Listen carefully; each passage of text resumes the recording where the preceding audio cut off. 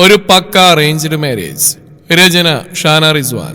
അവതരണം ഷാഹുൽ മലയിൽ. Editing Faisal C N Nooncheri. ഒരു മിനിറ്റ് സാറിന് പുറത്തേക്കുന്ന ഡ്രസ് മാറിയാൻ പെട്ടെന്ന് വന്നോളാം. അവന്റെ തീക്ഷ്ണമായ നോട്ടം സഹിക്ക വയ്യാതെ ഫെബിയെയും പിടിച്ചുന്തി അവൾ വെളിയിലേക്ക് നടന്നു. ഒരു മിനിറ്റ് സാർ, ഇപ്പൊ കഴിയും പറഞ്ഞുകൊണ്ട് അവൾ വാതിൽ കൊട്ടിയടക്കുമ്പോഴും കുറുമ്പോട് അവനിങ്ങനെ നോക്കി നിന്നു. ഡോർ അടച്ചതും ധരിച്ചിരുന്ന ഷർട്ടിന്റെ ലെങ്ത് എത്രത്തോളം ഉണ്ടെന്ന് ആദ്യം ഒന്നുകൂടി എത്തി നോക്കി. നാണം വന്ന അവൾ ഇരുകൈകൾ കൊണ്ട് മുഖം പൊത്തി പിടിച്ചു. പിന്നെ ഒരു ഓർമ്മയിൽ കൈയുള്ള ബാത്ത് ടവൽ ബെഡിലേക്ക് വലിച്ചെറിഞ്ഞ് ഷെൽഫിന് നേരെ നടന്നു. അത് തുറന്ന് അടുക്കി വെച്ച ഡ്രസ്സുകളൊന്ന് വകഞ്ഞു മാറ്റി ബ്ലാക്കിൽ നിറയെ സിൽവർ വർക്കുള്ള ഒരു സൽവാർ കയ്യിലെടുത്ത് മുഖത്തോടടുപ്പിച്ച് കണ്ണാടിയിൽ നോക്കി. യെസ്, ഇത് മതി. ഷർട്ട് അഴിച്ചു മാറ്റി അവൾ ചുരിദാർ ധരിച്ചു. ഹെയർ ഡ്രയർ ഉപയോഗിച്ച് നനഞ്ഞ മുടി ഉണക്കി വൃത്തിയാക്കി ചീകി കെട്ടി ലൈറ്റായി മേക്കപ്പ് ചെയ്ത മുഖം എനിക്ക് ലിപ്സ്റ്റിക് എടുത്ത് ചുണ്ടിൽ 2 കുത്തിയിട്ടു. മേൽചുണ്ട് കീഴ്ചുണ്ട് തമ്മിൽ ഒട്ടിച്ച് അതൊന്ന് പരത്തിയെടുത്തു. ഭംഗിയായോ എന്നൊന്നുകൂടി കണ്ണാടിയിൽ നോക്കുമ്പോഴാണ് വാതിലിൽ മുട്ടു വീഴുന്നത്. സാറിനെ നോക്കൂത്തിയാക്കി വെളിയിൽ നിർത്തിയ കാര്യം അപ്പോഴാണ് അവൾ ഓർക്കുന്നത്. കരിമഷിയിൽ വിരൽ ചേർത്ത് അത് കണ്ണിൽ തേച്ചുകൊണ്ട് അവൾ ഡോറിനടുത്തേക്ക് നടന്നു. ലോക്കിൽ പിടിച്ചു വലിച്ചതും അവിടെ സാറിന്റെ കൂടെ ആശയും നിൽക്കുന്നു. അവരുടെ നോട്ടം തട്ടിയതും രണ്ടുപേർക്കും നന്നായി വിളിച്ചു കാണിച്ചു ആദി. ഇതാണ് നിന്റെ 1 മിനിറ്റ്. ആശി വന്നുകൊണ്ട് ഞാൻ പോസ്റ്റായില്ല. ഫെബി ആദ്യം നോക്കി കണ്ണുരുട്ടി.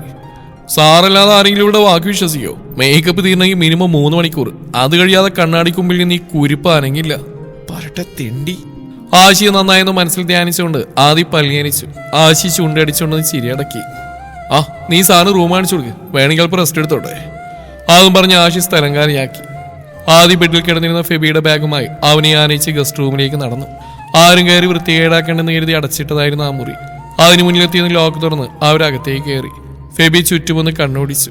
ആദ്യ അലമാര തുറന്ന് അവന്റെ ബാഗും അല്ലറ ചെറിയ സാധനങ്ങളെല്ലാം അതിലേക്ക് വെച്ച് പഴയപടി ഡോറടച്ചു. സാറ് കിടന്നോ? എന്തെങ്കിലും ആവശ്യം എന്റെ ഫോണിലേക്ക് വിളിച്ചാൽ മതി, ഞാൻ ഓടി വന്നോളാം. പറയുമ്പോൾ ഫെബിയുടെ നോട്ടം അവിടെ മുഖത്തായിരുന്നു. ആദി അവൻ വിളിച്ചു എന്താന്നുള്ള അർത്ഥത്തിൽ അവളുടെ മിഴികൾ സാറിലേക്ക് നീണ്ടു. അവൻ ആദിയുടെ മുഖത്തേക്ക് വിരൽ ചൂണ്ടി. കാര്യം മനസ്സിലാവാതെ സംശയത്തോടെ ആദി നെറ്റി വിളിച്ചു. കരിമഷി പരന്നെടുക്കുന്നു പറഞ്ഞുകൊണ്ട് ഒന്നുകൂടി അവൻ ആദിയിലേക്ക് അടുത്തു. അവളുടെ കവിളുകളിൽ മൃദുവായി കുത്തിപ്പിടിച്ച് പരന്നു കിടക്കുന്ന ആ മഷി തന്റെ വിരൽ കൊണ്ട് തുടച്ചെടുത്തു. അവളുടെ മിഴികൾ അത്രയും നേരം സാറിനെ ഒപ്പുകയായിരുന്നു. വല്ലാത്തൊരു പ്രിയം തോന്നിപ്പോയി അവൾക്ക് അവനോട്. ആദിയുടെ അത്തരങ്ങളിൽ അവളറിയാതെ ഒരു മന്ദഹാസം വിരിഞ്ഞു. വിരലിൽ പറ്റി പിടിച്ച കരിമഷി എന്ത് ചെയ്യുമെന്നറിയാതെ ചുറ്റും വീക്ഷിക്കുകയായിരുന്നു ഫെബി. അത് കണ്ടതും ആദ്യം അവന്റെ കൈ കവർന്നെടുത്തു. ശേഷം ഇട്ടിരുന്ന ഷോൾ അല്പം പുറകിലേക്ക് നീക്കി അവന്റെ വിരലിലുണ്ടായിരുന്ന മഷി മുഴുവൻ സ്വന്തം തലയിലേക്ക് തുടച്ചെടുത്തു. ഇനി സാർ സ്വല്പം റെസ്റ്റ് എടുത്തോ, ഞാൻ താഴേക്ക് പോയിട്ടൊന്ന് വിസിറ്റ് ചെയ്തിട്ട് വരാം. എന്നെ തീരെ അങ്ങോട്ട് കണ്ടില്ലെങ്കിൽ ഉമ്മാക്ക് ആലിളകും. പോയിക്കോ, ഞാനൊന്ന് മയങ്ങട്ടെ. ആദ്യം പുറത്തേക്ക് ഇറങ്ങി ഡോറ് ചാരി നേരെ താഴേക്ക് വിട്ടു. ഇരുകൈകളിലും മൈലാഞ്ചിട്ട് നിവർത്തി പിടിച്ചിരിക്കുകയായിരുന്നു ഷിഫ. ഹായ ചോറുവാരി അവിടെ വായിലേക്ക് വെച്ച് കൊടുക്കുന്നുണ്ട്. അവളുടെ വീട്ടിൽ സൗകര്യം തീരെ കുറവായതുകൊണ്ട് തന്നെ പള്ളിയിൽ വെച്ച് നിൽക്കാവും ഷ്യാബിന്റെ വീട്ടിൽ റിസപ്ഷൻ എന്നാണ് പ്ലാൻ ചെയ്തിട്ടുള്ളത്. വീടിനെയും മുറ്റവരെയും ഒക്കെ വിട്ടുപോകുന്നതിനുള്ളിൽ വിഷമമുണ്ടെങ്കിലും ഷ്യാബിനെ തന്നെ ഇണയായി ലഭിച്ചതിൽ അവൾ അതീവ സന്തോഷവതിയായിരുന്നു. നാളെ ഈ നേരം ഞാൻ ഇക്കാന്റെ കൂടെയായിരിക്കും. അവന്റെ മഹറിന് അവകാശിയായി, അവന്റെ ബീവിയായി, അരേറം തറവാട്ടിലെ മൂത്ത മരുമകളായി. ഓർത്തപ്പോൾ പറഞ്ഞറിയിക്കാൻ കഴിയാത്ത വല്ലാത്തൊരു അനുഭൂതി കൊണ്ട് അവിടെ മനസ്സ് നിറഞ്ഞു. ആ ചെഞ്ചുണ്ടിലെ ഒരു കുസൃതി ചിരി മിന്നി മാഞ്ഞു. പെട്ടെന്നാണ് അവൾ ബോധമണ്ഡലത്തിലേക്ക് തിരിച്ചെത്തിയത്. തനിക്ക് ചുറ്റും കൂടി നാക്കിയ മുഖമായി കിളുത്തുന്ന കസിൻസിനെ കണ്ട് അവൾ വലുതായി തന്നെ ചമ്മി നാറി. അയ്യട ഹയ്യ ഗജി കള്ളി, മണിമാരനെ സ്വപ്നം കണ്ടിരിക്കുകയാണല്ലേ പറഞ്ഞുകൊണ്ട് എല്ലാവരും കൂടി അവളുടെ ശരീരത്തിലേക്ക് വീണ് സ്നേഹം തീർത്തു. എന്റെ മൈലാഞ്ചി അംകളെ. വേവലാതിയോടെ അവൾ തന്റെ കൈകൾ ആവുമിതം മുകളിലേക്ക് ഉയർത്തി. ഗാഠമായ ഉറക്കത്തിന് ശേഷം കണ്ണുകൾ വലിച്ചുറന്നുകൊണ്ട് ഫെബി ചുറ്റും നോക്കി. കോട്ടുവായിട്ട് പതുക്കെ ബെഡിൽ എഴുന്നേറ്റിരുന്നു. മുഖം കൈകൾ കൊണ്ട് അമർത്തി തുടച്ച് ഫോണെടുത്ത് അതിലൂടെ കണ്ണോടിച്ചു. ഉമ്മ, സോന, ഖാലിദ്, നജീബ് എല്ലാവരും മാറി മാറി വിളിച്ചിട്ടുണ്ട്. ഉമ്മ വെറുതെ വിശേഷങ്ങൾ അറിയാൻ വിളിച്ചതായിരിക്കും. സോന അവളുടെ കിന്നാരത്തിനും അവൻ ഊഹിച്ചു. ഖാലിദിന്റെ വാട്സാപ്പിലേക്ക് വിളിച്ചതിന്റെ കാരണം ചോദിച്ച് ഒരു വോയിസ് വിട്ടു. അത് കഴിഞ്ഞ് സമയം കളയാതെ നജീബിന്റെ നമ്പറിലേക്ക് തിരിച്ചു വിളിച്ചു. 3-4 റിങ്ങിന് ശേഷം അവൻ കോൾ അറ്റൻഡ് ചെയ്തു. ഹലോ ഫെബി, ആണാ നീ വിളിച്ചായിരുന്നോ? ഞാൻ ചെറിയൊരു മയക്കത്തിലായിരുന്നു. ഫോൺ സൈലന്റ് ആയതുകൊണ്ട് ബെല്ലടിച്ച് കേട്ടില്ല. നീ നിന്റെ പെണ്ണിന്റെ വീട്ടിലാണെന്ന് വഴിയിൽ വെച്ചിട്ടുണ്ടപ്പോ റീഹാൻ പറഞ്ഞു, അതാ വിളിച്ചു നോക്കി. ഓ, അവ ചുമ്മാ ചൊറിയാൻ വിളിച്ചായിരുന്നല്ലേ? ഞാൻ വിചാരിച്ചു കെട്ടികൾക്ക് എന്തെങ്കിലും വയ്യാക്കോ മറ്റൊന്ന് ഹോസ്പിറ്റലാണെന്ന്. അവൾക്കിപ്പോ കുഴപ്പമൊന്നുമില്ലടാ, വോമിറ്റിങ്ങും കുറഞ്ഞിട്ടുണ്ട്. എന്നാലും നിന്റെ ആദ്യയുടെ ഒരു പിക്ക് പോലും നീ എന്നെ കാണിച്ചില്ലല്ലോ. എന്റെ പെങ്ങളായിട്ട് വരുന്നവളൊരു നോക്കാണാൻ കൊതിയുണ്ടായിരുന്നു. അത് നിനക്കുള്ള ശിക്ഷയാ. എന്റെ എൻഗേജ്മെന്റിന് പങ്കെടുത്തില്ലല്ലോ. എടാ, അതെന്റെ വൈഫ് വയ്യാതെ ഹോസ്പിറ്റലായതുകൊണ്ടല്ലേ. അതൊക്കെ ശരിയാ. എന്നാലും നീ ഇനി അവളെ ഞങ്ങളുടെ കല്യാണത്തിന് കണ്ടാൽ മതി. ഓ ആയിക്കോട്ടെ. സംസാരം ഒരുപാട് നീണ്ടുപോയില്ല. കോൾ കട്ടായതിനു ശേഷം ഉമ്മയെ കൂടി വിളിച്ച് വിശേഷങ്ങൾ പങ്കുവച്ചു. അതും കഴിഞ്ഞ് നേരെ വാഷ്റൂമിലേക്കായിരുന്നു ഫ്രഷായി വന്നു. ഡ്രസ്സൊക്കെ മാറി പുറത്തേക്ക് ഇറങ്ങി. നേരെ മഗ്‌രിബിനോട് അടുത്തിരുന്നു. അവൻ മെല്ലെ താഴേക്ക് വെച്ച് പിടിച്ചു. കണ്ണുകൾ പ്രിയപ്പെട്ടവൾക്കായി ചുറ്റിലും ഓടിക്കൊണ്ടിരുന്നു. ആ മോനെ എഴുന്നേറ്റോ? എന്ത് ചെയ്യണമെന്നറിയാതെ ആളിൽ നിന്ന് പരിങ്ങുന്ന ഫെബിയെ കണ്ട് ഉമ്മ അടുത്തേക്ക് വന്നു. ചായ കുടിച്ചില്ലല്ലോ, പുറത്തേക്ക് ചെന്ന എല്ലാവരെയും കാണാം പറഞ്ഞിരുന്നു. അവന്റെ കാറുകൾ മുൻവശത്തെ പന്തലിനടിയിലേക്ക് ചലിച്ചു. എല്ലാവരും സംസാരങ്ങളിലും കാപ്പികുടിയിലുമൊക്കെയായി സജീവമായി നിൽക്കുന്നു. അതിനിടയിലേക്ക് ഫെബി ഇറങ്ങിച്ചെന്നു. ഇത്താത്ത ദേ വരുന്നു ഫെബിക്കാക്ക, മിന്നൂസ് പറഞ്ഞു. ആദ്യം പെട്ടെന്ന് പുറകിലേക്ക് തിരിഞ്ഞു. അകത്തുനിന്ന് ഇറങ്ങി വരുന്ന ഫെബിയെ കണ്ട് അവളുടെ കാലുകൾ വേഗത്തിൽ അവനടുത്തേക്ക് ചലിച്ചു. സാറ് എഴുന്നേറ്റോ? നീ എന്ത് പണി ആദ്യം കാണിച്ച്? ഇത്രയും സമയം വൈകി എന്നെ വിളിച്ചോണത്തുണ്ട് നീ? ഞാൻ 2 തവണ വന്ന് നോക്കിയിരുന്നു. അപ്പോഴേ സാറ് ബോധം കേട്ട് ഉറക്കും. കണ്ടപ്പോൾ എനിക്ക് വിളിക്കാൻ തോന്നിയില്ല. പിന്നെയാണെങ്കിൽ ഉറക്കത്തിൽ പിച്ചമ്പയും പറയുന്ന സ്വഭാവം ഉണ്ടല്ലേ? എനിക്കോ? ഏയ്. പിന്നെ തലയണ ചേർത്ത് പിടിച്ചാൽ ഉമ്മ വെച്ചതോ? നമ്മൾ +2 തൊട്ടേ പ്രണയത്തിലല്ലേ? ഇനി നിന്നെ ഞാൻ ആർക്കും വിട്ടുകൊടുക്കില്ലെന്നൊക്കെ പറഞ്ഞ് എന്തോരം ഉമ്മയാ ആ തലയണിയിൽ കൊടുത്ത്. പറഞ്ഞപ്പോൾ ആദിയുടെ മുഖം കുശുമ്പോൾ ഒരു വശത്തേക്ക് ഓടി. അതും കൂടി കണ്ടപ്പോൾ ഫെബി കൺഫ്യൂഷനായി. എന്റെ പൊന്നു പടച്ചോനെ, ഈ പെണ്ണിന് മുമ്പിൽ അങ്ങനെ വല്ല അബദ്ധം ഉറക്കത്തിൽ ഞാൻ കാണിച്ചോ? എങ്കിൽ തീർന്നു. മരണം വരെ ഇനി അത് കേൾക്കേണ്ടി വരും. മനസ്സിൽ ഓർക്കുന്നതോടൊപ്പം എക്സ്പ്രഷനുകൾ അവന്റെ മുഖത്തൂടെ മിന്നിമായുന്നുണ്ടായിരുന്നു. അതുകൊണ്ട് ആദിക്ക് ചിരി പൊട്ടി വന്നു. പരമാവധി അതിനെ പിടിച്ചെടുത്താൻ ശ്രമിക്കുമ്പോഴാണ് ഫെബി അവളെ ശ്രദ്ധിക്കുന്നത്. കള്ളം പറയുന്നൂടി ഉണ്ടക്കണ്ണി. കൃത്രിമ ദേഷ്യം നടിച്ച് അവളുടെ ചെവിയിൽ പിടിക്കാൻ ശ്രമിച്ചതും വിദഗ്ധമായി അവൾ തലവെട്ടിച്ചു. നിനക്ക് ഞാൻ വെച്ചിട്ടുണ്ട്. ഫെബി അവളെ നോക്കി കണ്ണുരുട്ടി.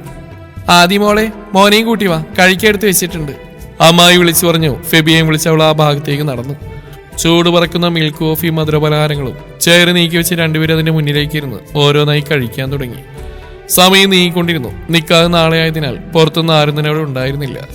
മഗ്‌രിബിന്റെയും ഇശാഇന്റെയും സമയം കഴിഞ്ഞു. ചെറിയ രീതിയിൽ മ്യൂസിക് പ്ലേ ചെയ്തു. ആദ്യം ഏതു ഭാഗത്തേക്ക് തിരിഞ്ഞാലും ഫെബിയുടെ കണ്ണുകൾ പ്രണയത്തോടെ അവൾ തഴുകിക്കൊണ്ടിരുന്നു. കുറുമ്പോടെ അവൾ ചെയ്തു കൂട്ടുന്ന ഓരോ പ്രവൃത്തിയും അവൻ നോക്കി നിന്ന് ആസ്വദിച്ചു.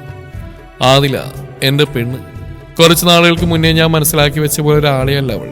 മറ്റു ടീച്ചേഴ്സിനെ പോലെ എനിക്ക് അവളൊരു സ്റ്റുഡന്റ് മാത്രമായിരുന്നു. നല്ല രീതിയിൽ പഠനകാര്യത്തിൽ പെർഫോം ചെയ്തിരുന്നവൾ പെട്ടെന്ന് അലസത കാണിക്കാൻ തുടങ്ങിയപ്പോഴാണ് ഞാൻ അവളും വഴക്കാവുന്നത്. ചില നേരത്തെ ഇരിപ്പുകളിൽ എന്തോ വലിയ പ്രോബ്ലം പെണ്ണിനെ അലട്ടുന്ന മാതിരി തോന്നുമായിരുന്നു. എങ്കിലും തൊണ്ടകാരി പഠിപ്പിക്കുന്ന സമയത്ത് അവർ മറ്റെവിടെയോ ശ്രദ്ധിച്ചിരിക്കുന്നത് കണ്ടാൽ അതിൽ കൂടുതൽ ദേഷ്യം വരുന്ന മറ്റൊരു കാര്യമില്ല തനിക്ക്. അതാണ് പലപ്പോഴും വായിൽ തോന്നിയതൊക്കെ അവൾ വിളിച്ചു പറഞ്ഞതും. അന്നൊരു ദിവസം കണ്ണു നിറച്ച് അവൾ ഓടിക്കയറി വന്ന് എന്റെ മുന്നിലേക്കായിരുന്നു. ഞങ്ങൾ ശത്രുക്കളെ പോലെ ആയിരുന്നു കൊണ്ടും അവളുടെ കാര്യത്തിൽ ഇടപെടേണ്ട ആവശ്യം എനിക്കില്ലാത്തതുകൊണ്ടും അന്ന് ഞാൻ അതിനൊന്നും വലിയ മൈൻഡ് കൊടുത്തില്ല. ബട്ട് ഇപ്പൊ എനിക്കറിയാൻ ആഗ്രഹം തോന്നുന്നു അവളെ കുറിച്ചെല്ലാം. അന്ന് രാത്രി ഞങ്ങൾ ഒരുമിച്ച് ബൈക്കിൽ യാത്ര ചെയ്തുകൊണ്ടിരുന്നപ്പോൾ എന്റെ ചോദ്യത്തിന് ഉത്തരം തരാൻ ആദ്യം അവൾ മടിച്ചത് എന്തിനാണ്? മറക്കാൻ ശ്രമിക്കുന്ന ഒരു കഴിഞ്ഞ കാലം അവൾക്കുണ്ടോ? പിന്നീട് ചോദ്യം ആവർത്തിച്ചപ്പോൾ എന്തോ ഒരു സംസാരത്തിന് തുടക്കം കുറിക്കാൻ അവൾ ഒരുങ്ങിയിരുന്നു. അപ്പോഴാണ് ഒട്ടും പ്രതീക്ഷിക്കാതെ ഞങ്ങൾക്ക് നേരെ അറ്റാക്ക് ഉണ്ടാവുന്നത്. അതോടെ ആ വിഷയം അവിടെ പാടെ മുറിഞ്ഞുപോയി. ഇന്ന് എല്ലാത്തിനുമുള്ള അവസരമാണ്. നാളെ നേരം വെളുക്കുന്നതിന് മുന്നേ ആദിയുടെ ജീവിതത്തിൽ കഴിഞ്ഞുപോയ പ്രധാനപ്പെട്ട സംഭവങ്ങൾ ഓരോന്ന് അറിയണം എനിക്ക്. പെട്ടെന്നാണ് കയ്യിൽ തട്ടി വീഴുന്നത്. ഫെബി ഞെട്ടിക്കുടഞ്ഞോട് തല ഉയർത്തി. സാറിന്റെ ഇവിടെ നിന്ന് ആലോചിച്ചു വിട്ടുന്നത്? എത്ര നേരം ഞാൻ അവിടുന്ന് വിളിച്ചു പോകുന്നു, ഒന്നും സാറ് കേൾക്കുന്നില്ലേ? സോറി, ഞാനെന്തോ അങ്ങനെ ഇരുന്നു പോയി. സാറ് വന്നേ. ആദ്യം അവന്റെ കയ്യിൽ പിടിച്ച് സ്റ്റേജിലേക്ക് കൊണ്ടുപോയി. എല്ലാവരോടെ ചിൽ ചെയ്യാനായി റെഡിയായി നിൽക്കുകയായിരുന്നു. പോളിച്ചേർത്തെ ട്രാക്ക് മാറ്റി. ഇമ്പമുള്ള മാപ്പിള ഗാനങ്ങൾ വഴിമാറി DJ മുഴങ്ങാൻ തുടങ്ങി. ആ നിമിഷത്തിന്റെ സന്തോഷത്തെ ആസ്വദിച്ചുകൊണ്ട് എല്ലാവരും ഒരേപോലെ ചുവടുകൾ വെച്ച് തിമിർത്താടി. ഉച്ചത്തിൽ പാടുന്നതിനൊപ്പം പല കളറിലുള്ള ലൈറ്റുകൾ അവിടെ ആകെ മിന്നിമാഞ്ഞു. പാട്ടും കൂത്തും കഴിഞ്ഞപ്പോഴേക്കും എല്ലാവരും നല്ലതുപോലെ ക്ഷീണിച്ചിരുന്നു. ഓരോരുത്തരും ചായാനൊരിടവ് നോക്കി അവരവരുടെ മുറികളിലേക്ക് വെച്ച് പിടിച്ചു. ആദ്യ ഫെബിയോടൊപ്പം അവന്റെ റൂം വരെ ചെന്നു. തനിച്ചെടുക്കാൻ ബുദ്ധിമുട്ടുണ്ടോ സാറിന്? ഉണ്ടെങ്കിൽ നീ വരുമോ എനിക്ക് കൂട്ടെടുക്കാൻ? എടുത്തടിച്ച പോലെ അവന്റെ ചോദ്യം കേട്ട് അവളൊന്ന് വല്ലാതായി. അല്ല, ആശയെ പറഞ്ഞിടാന്ന് വിചാരിച്ചായിരുന്നു ഞാൻ. ഒന്ന് മൂളിക്കൊണ്ട് തിരിഞ്ഞെന്നവൻ ഷർട്ടിന്റെ ബട്ടൺസ് ഓരോന്നായി ഊരാൻ തുടങ്ങി. നിക്കണോ പോകണെന്ന് മനസ്സിലാവാതെ ആദ്യം നിന്ന് പരിങ്ങി. ഒരു കോഫി ഇടിക്കാൻ തോന്നുന്നു, കിട്ടാൻ വല്ല ചാൻസ് ഉണ്ടോ? ഇപ്പൊ തരാം സാർ. ആൾ വേഗത്തിൽ പുറത്തേക്ക് കടന്നു. ടൗലുമായി അവൻ ബാത്റൂമിലേക്കും. ഉമ്മ, അമ്മായി എന്തോന്നാടി? വിളിച്ചു പോയിക്കൊണ്ടുവരുന്ന പെണ്ണിനെ നോക്കി ഉമ്മ ഈർഷ്യയോടെ മുഖം ചുളിച്ചു. സാറിനൊരു കോഫി? അതാണോ കാര്യം? ഇപ്പൊ തരാം. ഉമ്മ ഉണ്ടാക്കി വെക്ക്, ഒരു 5 മിനിറ്റ്, ഞാൻ അത് വരുന്നു പറഞ്ഞുകൊണ്ട് അവൾ ഓടി സ്റ്റെയർ കയറി. മാറിയിടാനുള്ള ഡ്രസ്സുമായി ബാത്റൂമിലേക്ക് കയറി. ഷവർ തുറന്ന് തലയിലൂടെ മേലാസകലം വെള്ളം ഒഴുക്കി വിട്ടു. ധൃതിയിൽ തല തോർത്തിയെടുത്ത് തിരികെ താഴേക്ക് തന്നെ ഓടി. അപ്പോഴേക്കും ഉമ്മ കോഫി റെഡിയാക്കി വെച്ചിരുന്നു. അതും എടുത്ത് വീണ്ടും മുകളിലേക്ക് കയറി. സർ. ബെഡിൽ നിന്ന് ഫോണിൽ കുത്തിക്കൊണ്ടിരിക്കുന്ന അവൻ ആദിയുടെ വിളിയായിട്ട് തലയുയർത്തി അവളെ കടുപ്പിച്ചാൽ നോക്കി. എന്തു പറ്റി സർ? നീ പുറത്തെവിടെയെങ്കിലും പോയി വാങ്ങിച്ചാണോ കോഫി? അതിനവളൊന്ന് വിളിച്ചു കൊടുത്തു. എന്നിട്ട് കപ്പവന് നേരെ നീട്ടി. അവനത് വാങ്ങിയൊരു സിപ്പ് കുടിച്ചു. സൂപ്പർ. ആരാ ഉണ്ടാക്കിയത്? ഉമ്മ. നിന്റെ കൈ കൊണ്ട് എനിക്ക് വല്ലതും കിട്ടൂടി. പിന്നെ സാധനം വേണ്ടെന്ന് പറഞ്ഞാൽ മതി, ഞാൻ ഉണ്ടാക്കിത്തരാം. നല്ല അസല് കുക്കാണോടി നീ?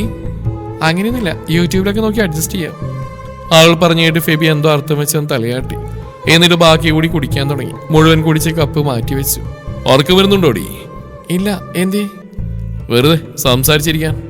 സാറ് വാ, നല്ല നിലാവുണ്ട്, നമുക്ക് ഓപ്പൺ ഡ്രസ്സിൽ ചെന്നിരിക്കാം. ആദ്യം വിളിച്ചവും അവനും അവളോടൊപ്പം ചെന്നു. വീട് ഉറങ്ങിയിരിക്കുന്നു. നല്ല ശാന്തത, ചുറ്റും നിലാവ്, ഒരു പ്രത്യേക വൈബ്. ഇളം പുഞ്ചിരിയോടെ ആകാശത്തിലെ നക്ഷത്രങ്ങളെയും കണ്ടിരിക്കുന്ന ആദിയുടെ മുഖത്തേക്ക് കുറച്ചു സമയം ഫെബി അങ്ങനെ നോക്കിയിരുന്നു പോയി. ആദി. അവൾ തലയിരിച്ച് സാറിനെ നോക്കി. ആരായിരുന്നു അവൻ? ഏതവൻ? നീ പ്രണയിച്ചിരുന്ന ആള്. ആദ്യ ഒരു നിമിഷം കണ്ണുമിഴിച്ചു. സാറിനോട് ആര് പറഞ്ഞു? എനിക്കറിയാം. എങ്ങനെ? നിന്റെ മനസ്സ് വായിച്ചെടുത്തു. അങ്ങനെ ഒരാൾ ഉണ്ടായിരുന്നെന്ന സത്യമല്ലേ? അവളെ എന്ത് പറയണമെന്ന് അറിയാതെയായി. പരസ്പരം അറിഞ്ഞിരിക്കും നല്ലതല്ലേ ആദി? ആണോ? എന്നാ എന്റേത് പറഞ്ഞു തന്നാ സാറ് മനസ്സുറക്കുവോ? ഫെബി ചെറിയ ചിരിയാലെ തലയാട്ടി. അപ്പൊ പ്രണയം ഉണ്ടായിരുന്നല്ലേ? കള്ള പാക്കരാ. അവള് മനസ്സിൽ ഉരുവിട്ടു. പറയടി, ഞാനും കൂടി അറിയട്ടെ. അവൻ വീണ്ടും നിർബന്ധിച്ചു. ആദിയുടെ ഓർമ്മകൾ 3 വർഷം പിന്നിലേക്ക് ഓടി. തുടക്കം മുതലുള്ള കാര്യങ്ങൾ അവൾ ഫെബിയോട് പറയാൻ തുടങ്ങി. +1 കാലഘട്ടം. അസൈൻമെന്റ് സബ്മിറ്റ് ചെയ്യാനുള്ള അവസാന ദിവസമായിരുന്നു അന്ന്.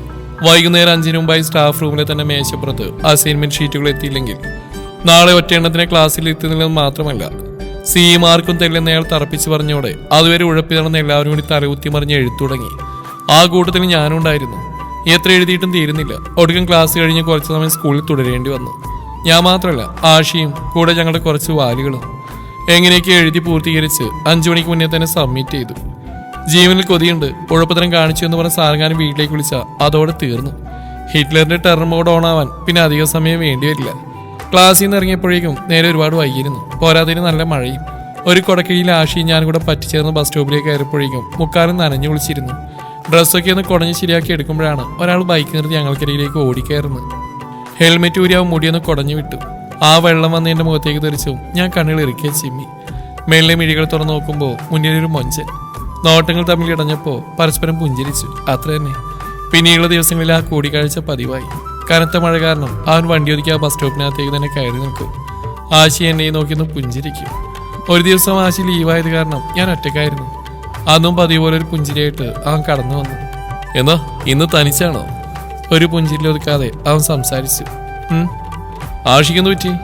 വീണ്ടും അവന്റെ ചോദ്യം കേട്ട് ഞാൻ ആശ്ചര്യപ്പെട്ടു. എന്റെ നോട്ടത്തിന്റെ അർത്ഥം മനസ്സിലായിട്ടായിരിക്കണം അവൻ വീണ്ടും സംസാരിച്ചു തുടങ്ങി. എനിക്കറിയാം, ആഷി ആദ്യമല്ലേ? കുറച്ചു ദിവസമായാലും കാണാൻ തുടങ്ങിയിട്ട്. നിങ്ങൾ എന്നെ ശ്രദ്ധിക്കാറില്ലെങ്കിലും ഞാൻ നിങ്ങളെ ശ്രദ്ധിച്ചിരുന്നു. സഹോദരങ്ങളാണെന്ന് മനസ്സിലായി. രണ്ടുപേരും ഒരു ക്ലാസ്സിലാണോ? അതെ. വെറും സഹോദരങ്ങളല്ല, ടിൻസാ. ഓ, അതാണല്ലോ എപ്പോഴും ഇങ്ങനെ ഒട്ടിക്കൊണ്ട്. ഞങ്ങൾ രണ്ടുപേരും പുഞ്ചിരിച്ചു. ദിവസങ്ങൾ പിന്നിട്ടു. വൈകുന്നേരത്തെ ആ കൂടിക്കാഴ്ച പതിവായി. സംസാരമെല്ലാം സൗഹൃദത്തിലേക്ക് വഴിമാറി. എന്നോട് ആഷിയോട് അവൻ നല്ല കൂട്ടായി. ഫോണിൽ ചാറ്റിങ്ങും കോളിങ്ങും തുടങ്ങി. ഇരു മനസ്സുകളിൽ ഒരേ സമയം പ്രണയം മുട്ടിട്ട് തുടങ്ങി. പ്രണയം പരസ്പരം തുറന്നു പറഞ്ഞില്ലെങ്കിലും ഇഷ്ടമാണെന്ന് രണ്ടുപേർക്ക് അറിയാമായിരുന്നു. കൂടെ ആഷി കട്ട സപ്പോർട്ടും. പ്രണയിക്കുന്നതിന് സപ്പോർട്ടാണെങ്കിലും ക്ലാസ് കട്ട് ചെയ്ത് ബൈക്കിൽ കറങ്ങാൻ പോകുന്നതിനൊന്നും ആഷി സമ്മതിക്കില്ലായിരുന്നു. ഏതൊരു ആംഗ്ലയും പോലെ അതിനുള്ള ഇഷ്ടക്കേട് അവൻ പ്രകടിപ്പിച്ചു. പക്ഷേ ആഷി ലീവാവുന്ന ദിവസങ്ങളിലൊക്കെ അവനറിയാൻ ഞങ്ങൾ ഒരുമിച്ചാണ് യാത്ര. ഈയുടെ ബസ് സ്റ്റോപ്പിൽ വന്ന് എന്നെ പിക്ക് ചെയ്യും. അതേപോലെ വൈകിട്ട് കൊണ്ടുവിടുകയും ചെയ്യും. 3 വർഷം ആത്മാർത്ഥമായിട്ട് പ്രണയിച്ചു. അപ്പോഴൊന്നും എനിക്ക് നഷ്ടമാകുന്ന സ്വപ്നത്തിൽ പോലും ചിന്തിച്ചില്ല. ആ സമയങ്ങളിലൊക്കെ ഞാനൊരു മായാലോകത്തിലൂടെ ജീവിക്കുകയായിരുന്നു. എപ്പോഴും സന്തോഷം മാത്രം. എൻ്റെ ഓരോ ശ്വാസത്തിലും നെച്ചുകയായിരുന്നു. ഇക്കാക്ക് തിരിച്ചെന്നോട് അങ്ങനെ തന്നെ. പക്ഷേ നനച്ചിരിക്കാതെല്ലാം തകിടം പറഞ്ഞ പെട്ടെന്നാണ്. വേദനയോട് അന്ന് നെച്ചു തന്റെ മുന്നിൽ വന്നിന്ന് പറഞ്ഞ കാര്യങ്ങൾ ഓർക്കവേ ആദിയുടെ കണ്ണുകൾ നിറഞ്ഞു. അതുകൊണ്ട് ഫെബി ഒരു നിമിഷം വല്ലാതായി. അവൻ മെല്ലെ ആദിയുടെ കൈക്ക് മുകളിലേക്ക് കൈവച്ചു. അവന് മുഖം കൊടുക്കാതെ അവൾ കണ്ണീരൊപ്പി. കുറച്ചു സമയം മൗനമായി ഇരുട്ടിലേക്ക് നോക്കിയിരുന്നു. പിന്നീടൊന്നുണ്ടായി? ഫെബിയുടെ ചോദ്യം അവളെ ചിന്തയിൽ നിന്ന് ഉണർത്തി. അവൾ വീണ്ടും പറഞ്ഞു തുടങ്ങി. നെച്ചുക, സംസാരിക്കേണ്ടത് പറഞ്ഞ് വിളിച്ചിട്ട് എന്താ ഒന്നും മിണ്ടാ നിൽക്കുന്നത്? ഞാൻ ചോദിച്ച മിഴികൾ ഉയർത്തി അവൻ എൻ്റെ മുഖത്തേക്ക് നോക്കി. സത്യം പറഞ്ഞാൽ ആ ഭാവം കണ്ടിട്ട് എനിക്ക് ഭയം തോന്നിയിരുന്നു. അത്രയ്ക്ക് വേദന നേളിച്ചിരുന്നു ആ മുഖത്ത്. 3 വർഷത്തിനിടെ ഇന്നേവരെ ഞാൻ ഇക്കാനങ്ങനെ കണ്ടിട്ടില്ല. പറഞ്ഞിച്ചുക, എന്തു പറ്റി? എന്തെങ്കിലും പ്രോബ്ലം ഉണ്ടോ? ചോദിച്ചപ്പോൾ എൻ്റെ സ്വരം നേർത്തുപോയി. ഉള്ളിൽ ഭയം കൊണ്ട് പെടപെടാ പിടഞ്ഞു. ചെറിയൊരു പ്രശ്നമുണ്ട്. ആ മറുപടി അവനെ തെളിച്ച മങ്ങിയ മുഖവിനിലെ ഭയം വർദ്ധിപ്പിച്ചു. പറ, എന്തായാലും പറ. നീ ടെൻഷൻ ആവണ്ട, അതൊന്നും ഒരിക്കലും നടക്കാൻ പോകുന്നില്ല. ഞാൻ സമ്മതിക്കില്ല. കാര്യം എന്താണെന്ന് പറ.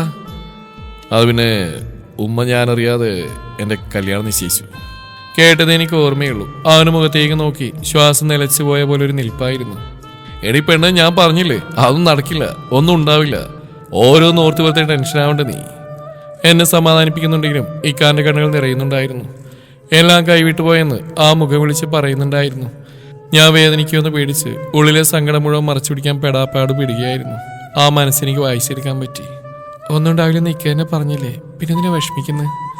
അവരൊന്ന് ചിരിച്ചെന്ന് വരുത്തി വേറെ പലരും സംസാരിച്ചു. പറയുന്നത് എന്താണെന്നോ കേൾക്കുന്ന എന്താണെന്നോ ഞങ്ങൾ രണ്ടുപേർക്ക് അറിയില്ലായിരുന്നു. രണ്ടാളുടെയും മനസ്സ് ഒരുപോലെ താളം തെറ്റി കഴിഞ്ഞിരുന്നു. സമയം അതിക്രമിച്ച കാരണം ആശ അപ്പുറത്ത് കൈകൊണ്ട് കാലുകൊണ്ട് ഗോഷ്ടി അണിക്കാൻ തുടങ്ങി. നെയ്ച്ചുക്കാന്റെ അടുത്തുനിന്ന് പോകാനാണെങ്കിൽ മനസ്സ് അനുവദിക്കുന്നുമില്ല. പക്ഷെ ആശയുടെ ദേഷ്യം കൂട്ടാൻ വയ്യ. നെയ്ച്ചുക്ക, സമയം വൈകി, ഇനി ഞാൻ പൊക്കോട്ടെ. വേണമെന്നോ വേണ്ടെന്നോ പറയാതെ ഒരു നിമിഷം ഇക്കെന്റെ മുഖത്തേക്ക് തന്നെ ഉറ്റുനോക്കി. എന്നെ ആദ്യമായി കാണുന്ന പോലെ കുറച്ച് സമയം അവനങ്ങനെ കൺകുളിർക്ക് നോക്കി നിന്നു. പതിയെ എന്റെ കരം കവർന്നെടുത്തു. അവന്റെ കൈക്കുള്ളിലാക്കി പൊതിഞ്ഞു പിടിച്ചു. ആദി. സ്നേഹാർദ്രമായിരുന്ന ആ വിളി മിഴികൾ നിറഞ്ഞു കവിഞ്ഞു കണ്ട് ഞാനും ആകെ വല്ലാതായി പോയി. ഒട്ടും പ്രതീക്ഷിക്കാതെ അവനെന്റെ പുറം കൈയിൽ ചുണ്ടിയേർത്തു. പ്രണയം തുളുമ്പുന്ന ഒരു ചുടുചുംബനം. ശേഷം ഒന്നുകൂടി എന്റെ കയ്യിലെ പിടിമുറുക്കി. പിന്നെ പതിയെ മോചിപ്പിച്ചു. പോയിക്കോ, ബൈ. പറയുമ്പോൾ അവന്റെ ചുണ്ടുകൾ വിറകൊള്ളുന്നുണ്ടായിരുന്നു. തിരിഞ്ഞടക്കവേ അനുസരണയില്ലാതെ എന്റെ മിഴികളും കവിഞ്ഞൊഴുകി. 4-5 ചുവടുകൾ വെച്ച ശേഷം ഒരു ഉൾപ്രേരണയാൽ ഞാൻ അവന് നേരെ തിരിഞ്ഞു. ഇനി എന്നെ കാണാൻ വരില്ല അല്ലേ? വേദനയിൽ കുതിർന്നൊരു പുഞ്ചിരിയോടെ ഞാൻ ചോദിച്ചു. ഒരു സെക്കൻഡ് വൈകിയില്ല. നടു റോഡാണെന്ന് പോലും മറന്ന് കാറ്റുപോലെ പറന്നു തന്നവൻ എന്നെറിയെ വാരി പുണർന്നു. അവന്റെ നെഞ്ചിന്റെ വിങ്ങിൽ എനിക്ക് കേൾക്കായിരുന്നു. മൗനമായി തേങ്ങി കരയുകയായിരുന്നു. എന്നോട് പൊറുക്കടി, ഉപേക്ഷിക്കില്ലെന്നൊരു വാക്ക് തന്നിരുന്നു ഞാൻ. പാലിക്കാൻ പറ്റിയില്ല. ഞാൻ പോലും അറിയാതെ ഉമ്മ അവർക്ക് വാക്ക് കൊടുത്തു.